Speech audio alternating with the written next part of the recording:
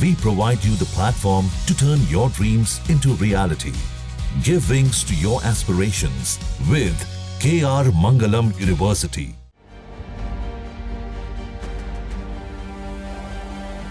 Israel और Hamas युद्ध को लेकर एक बड़ी खबर सामने आ रही है। इजरायल के प्राइम मिनिस्टर बेंजामिन नेतन्याहू ने कहा था कि वो गाजा पर कब्जा करने जा रहे हैं। इसके साथ ही इजरायल की सेना ने गाजा पर हमले भी तेज कर दिए। बीते 3 दिनों में इजरायल की सेना ने गाजा में भीषण बमबारी की है, जिसमें 100 के करीब लोग मारे गए हैं। हमलों में गाजा पट्टी के अस्पतालों को भी निशाना बनाया गया है। ये अस्पताल पहले ही इजरायल के हमलों से जर्जर हो चुके हैं। गाजा में अब इजरायल के हमलों से मरने वालों की संख्या 53,486 हो गई है। इनमें ज़्यादातर बच्चे और महिलाएं हैं। गाजा पर बढ़ते इजरायल के हमलों को देखते हुए दुनिया के 3 बड़े और ताकतवर देशों ने इजरायल को सीधी धमकी दी है। इसके अलावा 22 अन्य देशों ने भी इजरायल को चेतावनी दी है।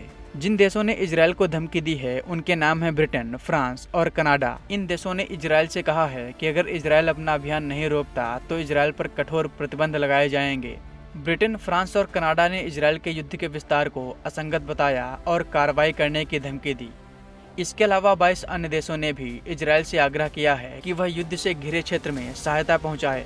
इजरायल के प्राइम मिनिस्टर बेंजामिन नेतन्याहू का भी इस पर बयान सामने आया है। उन्होंने ब्रिटेन, फ्रांस और कनाडा पर निशाना साधते हुए कहा है कि हमारी सीमा पर हमास आतंकवादियों को नष्ट करने से पहले इजरायल को हमारे अस्तित्व के लिए एक रक्षात्मक युद्ध को समाप्त करने के लिए कहकर और फिलिस्तीन राज्य की मांग करके लंदन, ओटावा और पेरिस में नेता 7 अक्टूबर को इजरायल पर नरसंहार हमले के लिए एक बड़ा पुरस्कार दे रहे हैं, जबकि इस तरह की और अत्याचारों को आमंत्रित कर रहे हैं।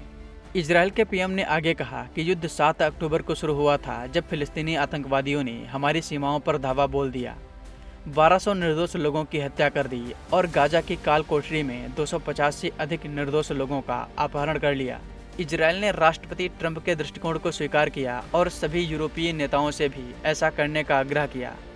बेंजामिन नेतन्याहू ने आगे कहा कि युद्ध कल समाप्त हो सकता है यदि शेष बंधकों को रिहा कर दिया जाए, हमास अपने हथियार डाल दे, उसके हत्यारे नेताओं को निर्वासित कर दिया जाए और गाजा को विसैन्यीकृत कर दिया जाए।